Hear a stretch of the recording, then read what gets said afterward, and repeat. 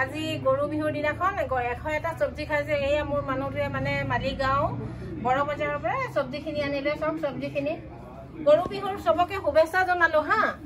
এয়া হল কচু, মানে কচু থুৰ হয়, জলকীয়া, এয়া হল মূলা, ধনিয়া পাত, জিকা, বৰ ভেকুৰি হয়, মানিমুনি আৰু কাঁচকল, ঢেকীয়া আৰু হেলেঞ্চি শাক বুলি কয় ন, এয়া ৰঙালাও আৰু মান ধনিয়া আৰু নেমু, এয়া হল পচলা মানে ভৰালি হয়, আৰু এয়া হল কাঠ আলু, ইয়াতে মানে শাক কোমোৰা পায়, শাক কোমোৰা হয়, আৰু এয়া হল জ্যেষ্ঠ মধু, এইটো দিব লাগে মানে। এয়া পটল, বকফুল, বেঙেনা, গাজৰ, বিট, বিলাহী আৰু এয়া তিয়হ আৰু এয়া কঁঠাল, বন্ধাকবি, ইয়াতে আছে এয়া ৰঙালাও আগ মই কাটিলোৱে অলৰেডি, ইয়াতে আছে মৰিচা আৰু জিকা কাটি আছো, পটলো কাটি আছো, এয়া লাই শাক, এয়া মূলা, এয়া হল মৰিচা, কুমলীয়া মৰিচা মানে, এয়া হল ভেদাইলতা, এয়া মৰাপাত, এয়া হল পালেং শাক, এয়া লাই শাক।